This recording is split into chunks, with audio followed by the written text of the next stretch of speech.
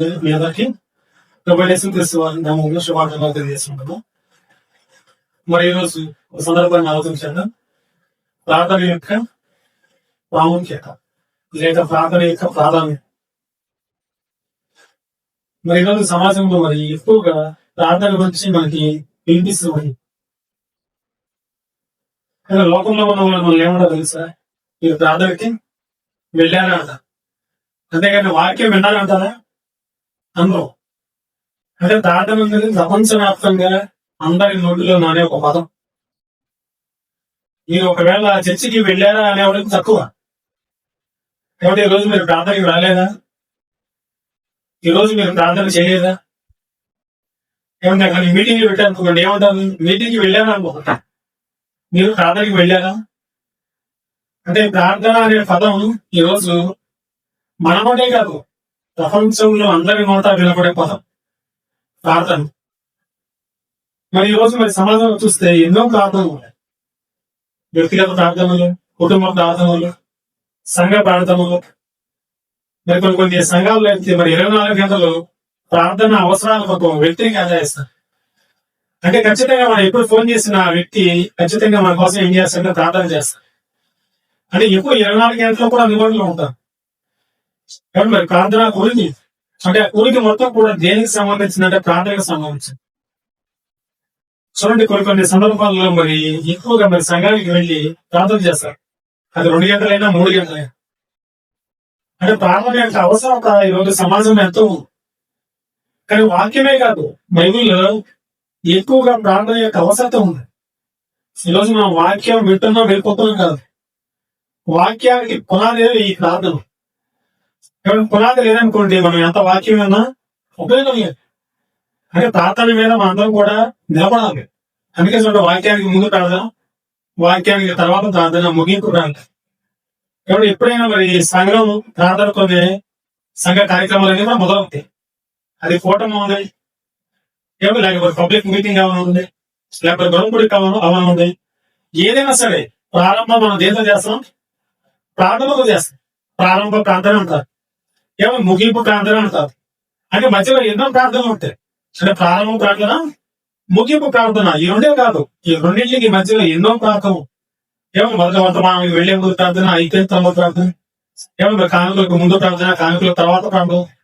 ఇవన్నీ చూస్తే మరి సంఘంలో ప్రార్థన అనేది చాలా ప్రాముఖ్యమైనది. అసలు ఈ ప్రార్థన ఎలా చేయాలి, అసలు దీనికి ఎందుకు ఇలా ప్రాముఖ్యత ఇవ్వాలి? మనకి కేవలం వాక్యం వెళ్ళిపోవడం కాదు, ప్రార్థన ఉంటేనే వాక్యం ఫలించింది. ప్రార్థన లేకపోతే వాక్యం ఫలించదు. అది యేసుక్రీస్తు వారి ప్రారంభ దినాలలో, ఆయన సేవ చేసే దినాలలోనే శిష్యులకి ఒక ప్రార్థన చెప్తున్నారు. మత్తయి సువార్త 6వ అధ్యాయము 5, 6, 7 వచనాలు. ఈ రోజు ఈ 3 వచనాలు మనం ధ్యానం చేద్దామండి. మత్తయి సువార్త 6వ అధ్యాయము 5, 6, 7 వచనాలు. మరియు మీరు ప్రార్థన చేయనప్పుడు వేషధారుల వలె ఉండవద్దు, మనుషులకు కనబడవలెనని సమాజ మందిరములను వీధుల మూలలోను నిలిచి ప్రార్థన చేయడం వారికి ఇష్టము. వారు తమ ఫలము పొంది ఉన్నారని నిశ్చయముగా మీతో చెబుతున్నాను. సాలని ఎవడు ప్రార్థన అనగానే ఒక సహవాసం. ఎవడు ప్రార్థన అంటే దేవుడితో మాట్లాడడం. ప్రార్థన అంటే మనకు ధైర్యం ఇచ్చి, కాబట్టి మనం బాధలో ఉన్నప్పుడు మరి ప్రార్థన చేసుకుంటే కొద్దిగా రిలీఫ్ అనేది ఉంటుంది. మీరు గమనించండి, మనకి ఏదో ఒక బాధ కలిగింది, ఏదో ఒక దుఃఖం కలిగింది, ఏదో ఒక నష్టపోయాం, మీరు ఖచ్చితంగా ఏం చేయాలంటే మరి వాక్యం చదివితే మీకు అంత రిలీఫ్ ఉండదేమో కానీ ఖచ్చితంగా ప్రార్థన చేసుకుంటే కొంత రిలీఫ్ అయితే ఉంటుంది. అలాగే దేవుడు ప్రారంభంలో నేర్పిస్తున్నాడు. 5వ అధ్యాయంలో యేసుక్రీస్తు వారి సువార్త ప్రారంభమైంది. 6వ అధ్యాయంలో పైన ధర్మం గురించి మనం మాట్లాడుకున్నాం. మొదటి 4 వచనాలు ధర్మం గురించి మనం మాట్లాడుకున్నాం. ఇక్కడ చూస్తే ప్రార్థన గురించి 3 వచనాల్లో చెప్తున్నాడు. ఏమన్నాడండి? మీరు ప్రార్థన చేయనప్పుడు వేషధారుల వలె ఉండవద్దు. అంటే ప్రార్థన చేసేటప్పుడు మనం ఎలా ఉంటాం కాబట్టి వేషధారుల వలె ఉండవద్దు. కాబట్టి చాలా మంది ఏం చేస్తుంటారంటే వేషధారణమైన ప్రార్థన. ఇక్కడ ఏమంటున్నాడు? మనుషులకు కనపడాలని. కాబట్టి కొంతమంది చూడండి, సంఘంలో మనుషులకు కనపడాలని ఎక్కువగా ప్రార్థన వాళ్ళే చేస్తారు. ఎప్పుడు చూసినా ఒక వ్యక్తి ప్రార్థన చేస్తాడు. ఎందుకంటే మరి ఫోటోలో పడాలని, ఎవరు మరి వీడియోలో పడాలని చెప్పి, లేకపోతే సంఘంలో గుర్తింపు రావాలని చెప్పి, ఎవరు లేకపోతే తానే గొప్పవాడు అయిపోవాలని చెప్పి. ఈరోజు చూడండి, ఎక్కడ సంఘంలో ప్రార్థన చేసిన ఒక వ్యక్తే ఉంటాడు. ఎందుకంటే ఈ వ్యక్తి యొక్క తలంపు ఏంటంటే మనుషులకు కనపడాలి. ఎవరంటే ఇతర ప్రార్థన ఎలా చేస్తారంటే మనుషులకు కనబడే ప్రార్థన. ఒకవేళ మనుషులు ఎవరు లేదనుకోండి, ఆ వ్యక్తి ప్రార్థన చేయకుండా కొన్ని సందర్భాలు ఎవరు ఎక్కువ మంది వస్తే ఆ వ్యక్తి ముందుకు వెళ్ళి ప్రార్థన చేస్తారు. ఎందుకంటే ఈ వ్యక్తి యొక్క ఆలోచన ఏంటంటే మనుషులకు కనపడాలి. ఎవరు ఏ పైన ఉన్నాడంటే వేషధారుల వల్లే ఉండవద్దు, ఎవరు వేషధారుల వల్లే ఉండకూడదు. మెయిన్ అంటే ఇదంతా కూడా వేషధారణ. కాబట్టి ముఖ్యంగా ఈ 3 వచనాలలో దేవుడు ముఖ్యంగా రెండు ప్రాముఖ్యమైన విషయాలు చెప్తున్నాడు. ఇక్కడ ఏమంటున్నాడంటే మీరు అంటున్నాడు. కాబట్టి అంటే సంఘానికి చెప్తున్నాడు. అక్కడ మీరు అంటే సంఘం, లేకపోతే ఒక కుటుంబం, అంటే 2-3 ఎక్కడైతే ఉంటారో అక్కడ కూడా మీరు అంటారు. నీవు అనే పదం ఒక్కలో ఉన్నప్పుడు వాడే పదం. అంటే ఇక్కడ ముఖ్యంగా ఇద్దరికి చెప్తున్నాడు ఈ విషయాన్ని. సంఘానికి చెప్తున్నాడు, ఒక వ్యక్తికి చెప్తున్నాడు. ముఖ్యంగా సంఘానికి ఏం చెప్తున్నాడు? ఒక సంఘం అనుకోండి, కుటుంబం అనుకోండి. కాబట్టి మీరు అనే పదాన్ని దగ్గర అక్కడ ఒక సంఘం పెట్టుకోండి, లేదా ఒక కుటుంబాన్ని పెట్టుకోండి. అంటే ఒక కుటుంబం కానీ ఒక సంఘం కానీ ప్రార్థన చేసేటప్పుడు ఎలా ఉండాలంటే వేషధారుల వలె ఉండకూడదు. అంటే మనం ప్రార్థన ఎలా ఉండాలి? వేషధారణ ప్రార్థన కాదు. చూడండి, కొంతమంది ప్రార్థన చేస్తే మరి ఎందుకు చేస్తున్నాడో అర్థం కాదు. మరి ప్రారంభం ఎక్కడ మొదలు పెడతారు, ముగింపు వచ్చేవాడికి దాని తలాతోక ఉండదంటారు. అంటే ఏ విషయం మీద చేస్తున్నాడో అర్థం కాదు, ఒక క్లారిటీ అనేది ఉండదు. అది వేషధారణ. అంటే హృదయంలో నుంచి వచ్చే ప్రార్థన కాదు, అది పైపైన వచ్చేది. అంటే ఏదో చేయాలి, ఏదో మనుషులకు కనపడాలి, కాబట్టి ఏదో మరి మనుషుల దృష్టిలో గొప్పవాడు అవ్వాలి అని చేసే ప్రార్థన. ఇంకా వీళ్ళు ఏం చేస్తారంటే వివిధ మూలల్లోనూ నిలిచి ప్రార్థన చేయటం వారికి ఇష్టము. అంటే వీళ్ళకి ఎలాగంటే నెంబర్ 1 మనుషులకు కనపడాలి, అంటే మనిషికి కనిపించే ప్రార్థన చేస్తారు. తర్వాత ఏం చేస్తారంటే వీధుల మూలల, అంటే మరి ఎక్కువగా జనం ఉండేది అక్కడ వీధుల్లోని, చాలా రోడ్ల మీద ఎక్కువగా జనాలు ఉంటారు. అంటే వీళ్ళు ప్రార్థన చేసేటప్పుడు అందరూ చూడాలి, కాబట్టి అందరూ చూడాలి, అందరూ గమనించాలి. అంటే వీరికి ఇష్టము. వాక్యంలో ఏమని వ్రాయబడిందంటే వారికి ఇష్టము. అంటే ఇది దేవుడికి ఇష్టం కాదు, కాబట్టి వీళ్ళకి మాత్రమే ఇష్టం. వీళ్ళు ఎలా ప్రార్థన చేస్తారంటే మనుషుల మరి మెప్పు కోసం. కాబట్టి మరి జనాభా ఎక్కడుంటే అక్కడ ఎక్కువగా ప్రార్థన చేయడానికి వీళ్ళు ఇష్టపడతారు. అంటే వీళ్ళకి అది ఇష్టం అన్నమాట. అందుకే దేవుడు రాయించాడు వారికే ఇష్టం. అంటే వీళ్ళకి ప్రార్థన మీద సరైన అవగాహన లేదు. అసలు ప్రార్థన ఎందుకు చేయాలో తెలియదు, ప్రార్థన ఎలా చేయాలో తెలియదు, ప్రార్థన ఎందుకోసం చేయాలో తెలియదు. కాబట్టి ప్రార్థన సంఘానికి ఒక ప్రార్థన చేయాలి, వ్యక్తిగతంగా మన ప్రార్థన వేరు, సంఘ ప్రార్థన వేరు. ఇదంతా కూడా సంఘానికి చెప్తున్నాడు దేవుడు. ఒక కుటుంబానికి కానీ ఒక సంఘానికి కానీ. అంటే కుటుంబం కూడా ప్రార్థన ఎలా చేయాలంటే వేషధారులుగా చేయకూడదు. ఎవరైనా కుటుంబం ఉన్నారనుకోండి, కుటుంబంలో మరి 10 మంది ఉంటే 10 మంది కూడా ప్రార్థన వేషధారుల తరంగా ఉండకూడదు, ఏదో పేరు వచ్చినట్టుగా చేయకూడదు ప్రార్థన. ఎవరైనా నిలిచి ప్రార్థన చేయడం వాళ్ళకి ఇష్టం ఉంటారు, ఎందుకంటే వాళ్ళకి పేరు కావాలి. ప్రార్థన అంటే ఒక సహవాసం, ఎవరైనా దేవునితో మాట్లాడటం, ఎవరైనా దేవునితో మరి మన సహవాసాన్ని కొనసాగించడం. దేవునికి మనకి ఉన్న సంబంధాన్ని ఎక్కువ కాలం కొనసాగించాలంటే మరి ప్రార్థనే మనల్ని నిలబెట్టింది. కాబట్టి మనం పడిపోకుండా మరి నిలబెట్టేదే ప్రార్థన.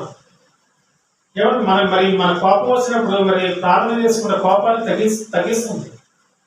కాబట్టి మనం డిప్రెషన్లోకి వెళ్ళినప్పుడు మరి మానసిక శాస్త్రవేత్తలు కూడా మీకు నచ్చిన దైవాన్ని తెలుసుకోమంటారు. అంటే మీరు ఏ దైవాన్ని అయితే కొలుస్తారో ఆ దైవాన్ని ప్రశాంతంగా కూర్చొని ఒక 10 నిమిషాలు తలుచుకుంటే మీలో ఉన్న సమస్యలని పోతూ ఉంటారు. అంటే చూడండి, మానసిక కౌన్సిలింగ్ కూడా అదే చెప్తుంది. మీరు ఉదయాన్నే యోగా కూడా నేర్పించేది అదే. ఉదయాన్నే మీరు కళ్ళు మూసుకొని మీ ఇష్ట దైవాన్ని తెలుసుకోమంటారు. ఆ దైవంతో మీరు మాట్లాడమంటారు. ఆ దైవంతో మీరు నడవమంటారు. వాళ్ళు చెప్పేది అదే. అంటే చూడండి, ప్రపంచం మొత్తం కూడా మరి ఏ దైవాన్ని అయితే నమ్ముకున్నారో ఆ దైవంతోనే మరి నడవమంటారు. ఆ దైవంతోనే మరి జీవితాన్ని కొనసాగించమంటారు. అంటే ఈరోజు క్రైస్తవులుగా మనం ప్రార్థన చేసినప్పుడు ఒక సంఘంగా మరి వేషధారులోనే ఉండకూడదు. మెయిన్ అంటే వేషధారులు అంటే మరి ఇష్టం లేని ప్రార్థన. ఎవరు మరి గొర్రె చర్మం కప్పుగల తోడేలు స్వభావం లాంటి వాడు అనమాట. అంటే పైన లోపలేమో ప్రార్థన చేయాలనిపించదు, కానీ మనుషుల కోసం వాడు ఏం చేస్తారంటే దీర్ఘ ప్రార్థనలు చేస్తారు. కాబట్టి సంత వీధుల్లో వందనాలు కోరుతారు, ఎందుకంటే ఇవన్నీ మళ్ళీ వారికి ఇష్టము. ఏమైనా ఎక్కడ కనిపించినా మరి అయ్యగారి వందనాలు అంటారు, తెలుసుగా మీరు. అంటే సంత వీధుల్లో వాళ్ళు వెళ్తున్నప్పుడు ఖచ్చితంగా వందనాలు కోరుతారు. ఇవన్నీ మనమే కాదు, లేఖనాలు చదివించినవి. అంటే వారికి ఇష్టం అంట. వీధిలో మూలంలో నిలవడం, ప్రార్థన చేయడం వారికి ఇష్టం. ఏమన్నా మరి వేషధారుల వల్ల ప్రార్థన చేయడం వాళ్ళకి ఇష్టం. ఇవన్నీ కూడా వాళ్ళకి ఇష్టం అన్నమాట. కానీ సంఘం అయితే అలా ఉండకూడదు. ఇవన్నీ కనుక చేస్తే వారు తమ ఫలము పొంది ఉన్నారు. అంటే దేవుడు వాళ్ళకి ఏదైతే ఇవ్వాలన్నా ఖచ్చితంగా అప్పుడే ఇచ్చేస్తారంట. ఫలము పొంది ఉన్నారు. ఏమైనా ఫలాలు 2 రకాలు ఉన్నాయి. నీతి ఫలాలు ఉన్నాయి, ఏమైనా దుర్నీతి ఫలాలు ఉన్నాయి. ఏమైనా మంచి చెట్టు మంచి కాయలే కాస్తుంది, ఏమైనా చెడ్డ చెట్టు మంచి కాయలు కాయలు ఎప్పుడు. ఏమైనా చెడ్డ చెట్టు మంచి ఫలాలు ఫలించడం చూసారా? సో అది జీవితంలో జరగదు. ఇక్కడ తమ ఫలము పొంది అంటే ఫలం వచ్చేసింది. ఏమైనా ఫలాలు వచ్చేసింది. మనకేమో రావాల్సిన ఆత్మ ఫలాలు, కానీ ఇక్కడేమో శరీర ఫలాలు వచ్చేసింది. అంటే మీరు ఏ పంట విత్తితే ఆ పంటే కోస్తారు. ఇక్కడ ఎత్తిందేమో శరీరేచ్ఛ. ఏమన్నా ఆత్మ పంట కొయ్యాలంటే అక్కడ ఫలాలు ఏమి ఉండవు. అందుకే దేవుడు అన్నాడు, మీరు ఖచ్చితంగా ఆ ఫలం మీకు వచ్చేసింది. అంటే ఎప్పుడైతే మనం వేషధారులుగా ఉంటున్నామో ఆ ఫలాలు మనకు వచ్చేసింది, కానీ మనకి కనిపించడంలా. ఏమన్నా అందరిలాగానే మనం బ్రతుకుతున్నాం. దేవుడు మనల్ని దీవిస్తున్నాడు, దేవుడు మనల్ని ఆశీర్వదిస్తున్నాడు అనుకుంటున్నాడే తప్ప ఆ ఫలాలు పొందారు అని చెప్పి తెలుసుకోలేకపోతున్నాం. ఆ ఫలాలు ఆల్రెడీ పొందేసుకున్నాం మనం.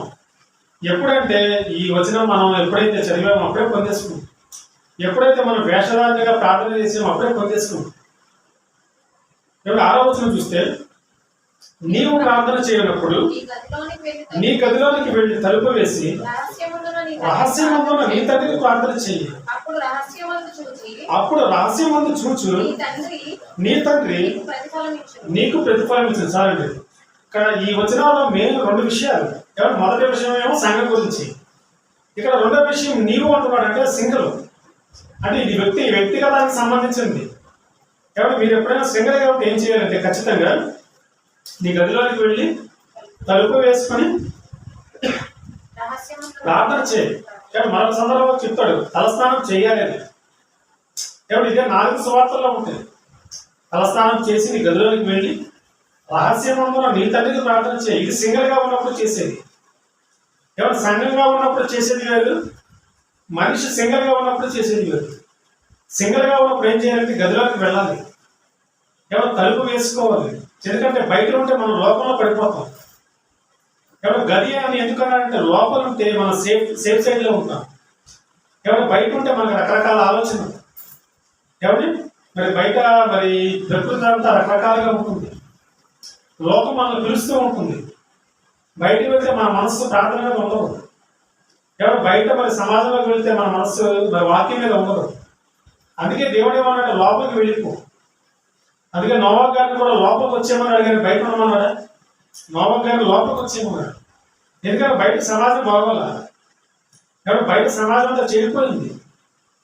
ఎవరు నోవాహు గారు మన కుటుంబంతో రమ్మన్నాడు లోపలికి. అలాగే మనల్ని కూడా దేవుడు లోపలికి వెళ్ళమన్నాడు. ఎవరు గదిలోకి వెళ్ళి తలుపు వేయమంటున్నాడు.